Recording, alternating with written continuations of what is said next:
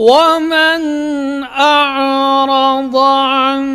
ذكري فإن له معيشة ضنكا۔ اسلامی مالیات ایک ایسا پروگرام جس میں آپ جان سکیں گے اسلامی مالیات کے اسرار و رموز، تاریخ، نظریہ اور عملی مسائل اور ان کا حل۔ اسلامی مالیات جناب محمد ایوب کے ساتھ، پروڈیوسر ندا نعیم، پیشکش رفا انسٹیٹیوٹ آف میڈیا سائنسز۔ بسم اللہ الرحمن الرحیم، الحمدللہ رب العالمین والصلاة والسلام علی رسول الکریم۔ ناظرین، آج اسلامی مالیات نامی بک کے تعارفی پروگرام کے ساتھ پھر ہم حاضر ہیں، اور آج ہم کتاب کے 14ویں چیپٹر کے بارے میں بات کریں گے۔ کتاب کے کل 18 چیپٹر ہیں، اور ہر چیپٹر پر ہم ایک پروگرام کر رہے ہیں تاکہ پڑھنے والوں اور سننے والوں کو اندازہ ہو جائے کہ اس کے کانٹینٹس کیا ہیں اور اس میں کیا کیا چیزیں ڈسکس کی گئی ہیں۔ اس سے پہلے جو 13 چیپٹر ہیں اس میں جو بنیاد ہے اسلامک فائنانس کی، یعنی اسلام کی اکنامکس، پھر اسلامک لا آف کانٹریکٹ، اس کے بعد مختلف موڈز ہم نے ڈسکس کیے، اور یہ چیپٹر جو ہے وہ ہے کہ اسلامی نظام بینکاری اور مالکاری میں ان موڈز کا استعمال کیسے ہونا ہے، اس پر بحث کی گئی ہے۔ تو جیسے آپ جانتے ہیں کہ بینکاری کے 2 حصے ہیں، ایک ہے سرمایہ لینا ان لوگوں سے جن کے پاس فاضل سرمایہ ہے، اور دوسرا یہ ہے کہ اس سرمایہ کا استعمال۔ تو سرمایہ لینا جو ہے یہ اس سے پہلے ہم کافی حد تک ڈسکس کر چکے ہیں شرکا کے چیپٹر میں، کہ وہ کس طرح ڈپازٹس لیتے ہیں اور اس کا پھر کس طرح اس پر کاروبار جو بینک کرتا ہے اور پھر پروفٹ کو ڈسٹریبیوٹ کیا جاتا ہے۔ تو اس چیپٹر میں ہم جو دوسری جو ایک برانچ ہے بینکاری کی کہ یوز آف فنڈ، جس کو ہم ٹیکنیکل لینگویج میں ہم کہتے ہیں east side of the banking, تو بینکوں کی ایسٹ سائیڈ یہ ہے کہ بینک جو فائنانس کرتے ہیں وہ اس کے ایسٹ ہوتے ہیں۔ اب جیسے آپ کو معلوم ہے کہ روایتی بینکاری میں تو سارے کی ساری فائنانسنگ لون اور قرض اور دین کی ہوتی ہے، اور جس کی بنیاد سود ہے۔ یہاں معاملات اسلامک فائنانس میں خاصا مختلف ہے، اس لیے کہ یہاں جو موڈ ہے وہ ایک نہیں، بلکہ جیسے ہم پیچھے ڈسکس کر چکے ہیں اس میں بے کی بنیاد پر بھی ہو سکتا ہے، لیزنگ کی بنیاد پر بھی ہو سکتا ہے، اور پھر بے کی کئی قسمیں ہیں، پھر شرکہ اور مضاربہ کی بنیاد پر بھی ہو سکتا ہے۔ تو اس چیپٹر میں اس حوالے سے بات کی گئی ہے کہ بینک کس طرح اپنا یہ کاروبار کرتے ہیں اور اس کو کیسے مینیج کیا جائے۔ مینجمنٹ بذات خود ایک بہت بڑا سبجیکٹ ہے، تو اگر یعنی یہ کہا جائے کہ بینکس کیسے مینیج ہوتے ہیں اور اس میں اسلامک موڈ آف فائنانسنگ کیسے اس کو اپلائی کیا جاتا ہے، تو یہ بذات خود ایک پوری کتاب کا ایک موضوع ہے۔ لیکن چونکہ ہم نے ایک پوری کتاب کا اس کو ایک چیپٹر بنایا ہے، تو یہاں ہم نے اس کے نمایاں پہلو ہی ذکر کیے ہیں، اس کو تفصیل میں نہیں گئے۔ چنانچہ سب سے پہلے تو یہ بتایا گیا ہے کہ بینک کے لیے لازمی ہوتا ہے کہ پروڈکٹس اس کی ہوں۔ تو اس حوالے سے پروڈکٹ ڈیولپمنٹ جس طرح روایتی بینکوں میں بڑا اہم شعبہ ہے، اسی طرح اسلامی بینکوں میں اس کی اہمیت زیادہ ہے، اس لیے کہ یہ نیا ڈیولپنگ شعبہ ہے، اور یہاں جب تک پروڈکٹس نہیں ہوگی بینک آگے کاروبار نہیں کر سکتے۔ تو اصل چیز جو ہے وہ اس وقت ضرورت یہی ہے کہ اسلامک بینکس اپنی پروڈکٹس ڈیولپ کریں، اور ڈیولپ کرتے ہوئے دونوں چیزوں کو مد نظر رکھیں، ایک ان کی شریعہ کمپلائنس اور دوسرا ان کی اس وقت مارکیٹ میں ان کی سوٹیبلٹی یعنی ویبلٹی، وہ وائبل بھی ہوں اور شریعہ کمپلائنٹ بھی ہوں۔ تو چنانچہ یہاں پر سب سے پہلے جو بات کی گئی ہے کہ پروڈکٹس کی تیاری میں کیا مراحل ہوتے ہیں، تو اس میں کہ یہ کہہ دینے کو ایک لفظ ہے لیکن اس میں پورا بینک انوالو ہوتا ہے۔ کچھ لوگ پہلے سروے کرتے ہیں مارکیٹ میں، صاف ظاہر ہے تو جو پروڈکٹ بنتی ہے وہ کس کے لیے بنتی ہے، لوگوں کے لیے، کلائنٹس کے لیے۔ تو جس چیز کی ڈیمانڈ ہے اس کی ہی پروڈکٹ بنائی جاتی ہے، سروے کیا جاتا ہے، ڈیٹا اکٹھا کیا جاتا ہے، اس کے بعد پھر کچھ لوگ اس کی پروڈکٹ بناتے ہیں، اور بناتے وقت پھر شرعی ایڈوائزر جو ہے اس کو لوپ میں رکھا جاتا ہے، ہر معاملے میں شرعی ایڈوائزر سے رہنمائی لی جاتی ہے۔ پھر اس کے بعد رسک مینجمنٹ، یعنی صرف یہ نہیں ہے کہ شرعی ایڈوائزر اپنا حکم دے یا وہ اپنی ایک کہے کہ یہ چیز ہونی چاہیے، بلکہ بینک نے کاروبار کرنا ہے، اور کاروبار میں خسارہ بھی ہو سکتا ہے، مس مینجمنٹ بھی ہو سکتی ہے۔ اور سب سے بڑی بات یہ ہے کہ ریگولیٹری فریم ورک کے تحت کچھ جو لاز ہیں اس کو امپلیمنٹ کرنا بھی لازمی ہوتا ہے. تو اس لیے پروڈکٹ ڈیولپ کرتے ہوئے رسک مینجمنٹ ڈپارٹمنٹ سے بھی مشورہ ضروری ہے, پھر جو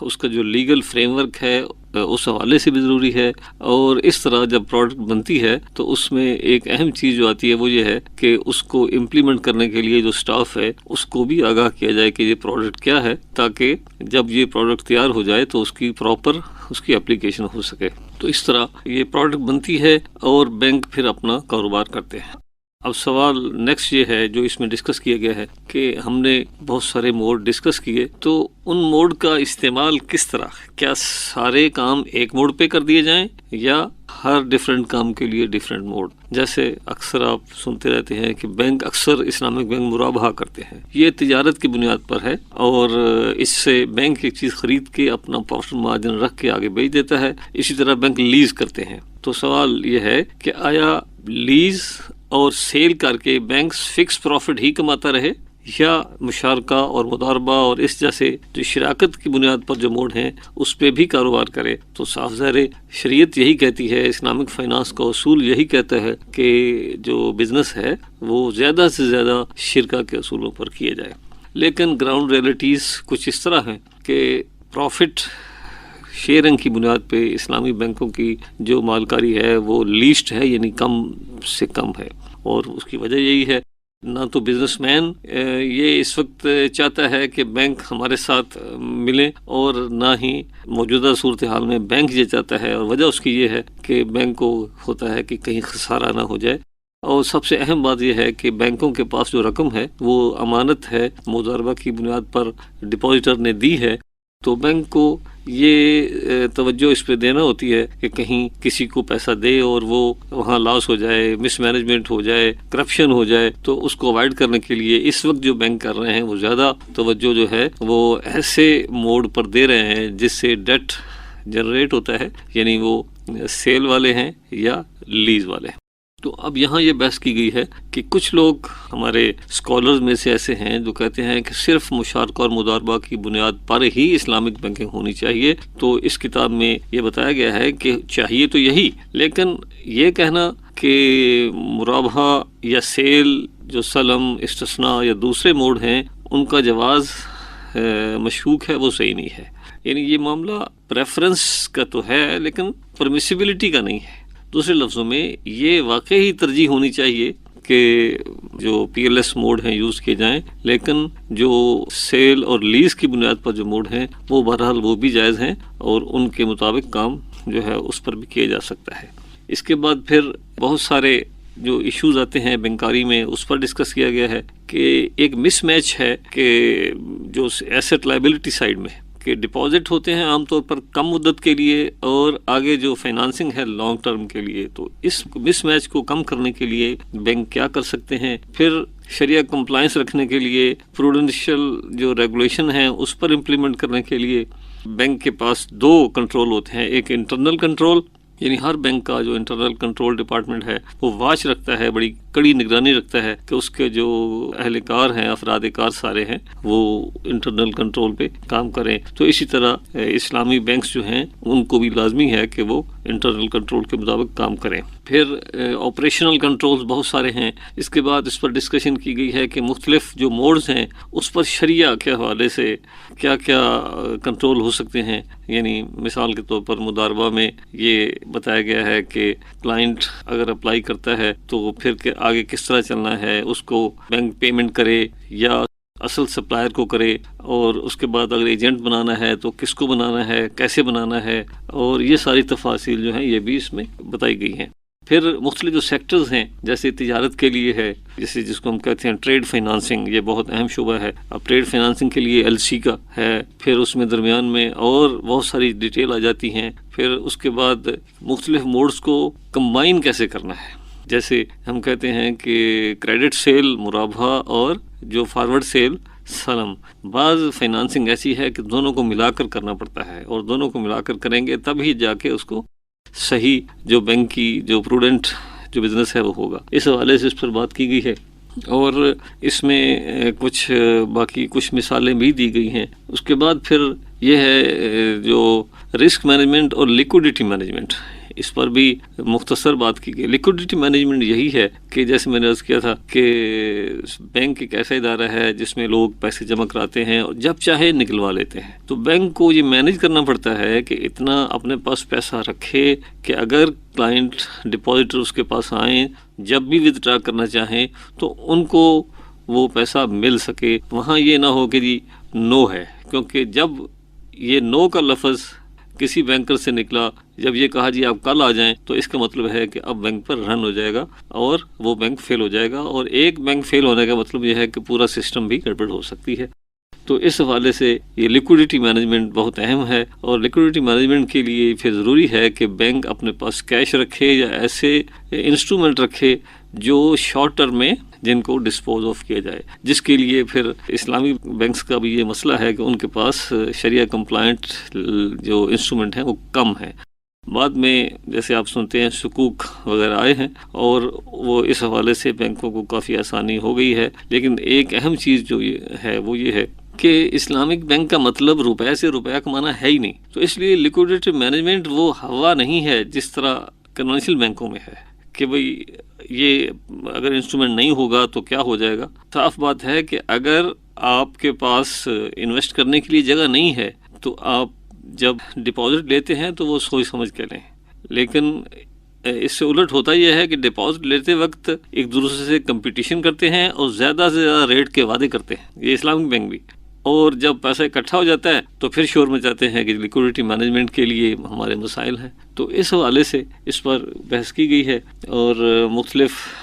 اس میں پھر بینک کی جو کچھ سروسز ایسی ہوتی ہیں جس میں فائنانس نہیں بلکہ بینک اپنی سروسز دیتا ہے اور اس کی فیس لیتا ہے، جیسے انڈر رائٹنگ ہے، یعنی شیئرز کی انڈر رائٹنگ ہوتی ہے، یعنی بینک یہ عام طور پر انویسٹمنٹ بینکوں کا کام ہوتا ہے، وہ کیسے کرنی ہے۔ اس کے علاوہ اس میں جو دوسرے کچھ ایسے جو کام ہیں، اور سب سے اہم جو ہے وہ آج کل وہ ہے کریڈٹ کارڈ۔ کریڈٹ کارڈ جیسے آپ جانتے ہیں کہ ویسٹ امریکہ اور دوسرے ملکوں میں تو یہ لائف کا ایک ایسا پارٹ ہے کہ وہ ایک منٹ بھی اس سے ادھر ادھر نہیں ہو سکتے۔ ہمارے ملک میں یہ کم ہے، اور میرے خیال میں یہ اچھا ہے، اس لیے کہ اسلام خواہ مخواہ کریڈٹ لینے کو ناپسند کرتا ہے۔ تو یہی وجہ ہے، آپ دیکھتے ہیں کہ امریکہ جو اتنا امیر ملک ہے، عام شخص یہی سمجھتا ہے کہ وہاں کو مسئلہ نہیں ہوں گے، لیکن American nation is the most indebted nation of the world. وہاں کے لوگ بھی اور وہاں کی حکومت بھی سب سے زیادہ مقروض ہیں، اور یہ کام کس نے کیا؟ یہ کریڈٹ کارڈ نے۔ اور جو لون لینے کی جو ایک فیسیلٹی ہے، آپ جب چاہیں جتنا مرضی چاہیں اپنے فیوچر کو آپ مارگیج رکھ کے آپ لیتے رہیں، جو چیز اسلام کا جو ایک ایکوٹی بیسڈ یا جسٹس بیس سسٹم ہے اس کے خلاف ہے، اس لیے کہ اس سے ان لوگوں کی بہت زیادہ حق تلفی ہوتی ہے جو سسٹم میں تھوڑے ویک ہوتے ہیں، اور جن کے پاس پیسہ ہے وہ پیسے سے خوب پیسہ کماتے جاتے ہیں۔ تو اب اس حوالے سے یہ ہے کہ اسلامک بینکنگ میں ڈیبٹ کارڈ یا چارج کارڈ، جس کو ہم عام جیسے آپ کو جو اے ٹی ایم ملتا ہے وہ ڈیبٹ کارڈ بھی ہوتا ہے، آپ جب چاہیں جہاں جس کنٹری میں چاہیں جائیں اس کو یوز کریں۔ ہمارے ہاں الفلاح ایم سی بی جو الفلاح کا اسلامک اے ٹی ایم ہے وہ ڈیبٹ کارڈ بھی ہے، اور ویزا کی اس پہ اسٹمپ لگی ہوتی ہے۔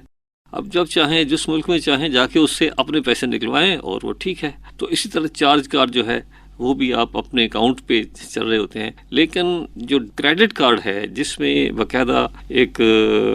سرکولر اور اس میں وہ پروسیس ہوتا ہے، وہ ابھی صحیح بنیادوں پر سچی بات یہ ہے کہ ممکن نہیں ہے۔ جو کارڈ بنے ہیں ان میں بہت سارے پرابلم ہیں، ملیشیا میں اور یو اے ای میں کچھ بنے ہیں، کچھ ٹھیک بھی ہیں، لیکن زیادہ میں وہ بائی بیک، بیولینا اور تورق ایسی چیزیں ہیں جو گرے ایریا ہیں اور جن کا استعمال جو ہے بہرحال وہ صحیح نہیں ہے۔ تو اس طرح اس چیپٹر میں یہ ساری وہ جو بزنس ہیں ان پر تھوڑا تھوڑا انٹروڈکشن کرایا گیا ہے تاکہ پڑھنے والا جو ہے ان موڈ کی اپلیکیشن کو بھی سمجھ سکے جن کو اس سے پچھلے چیپٹرز میں ڈسکس کیا گیا ہے۔ اور اس کے ساتھ ہی آج کا یہ پروگرام ختم ہوتا ہے، انشاءاللہ اگلے پروگرام میں پھر حاضر ہوں گے۔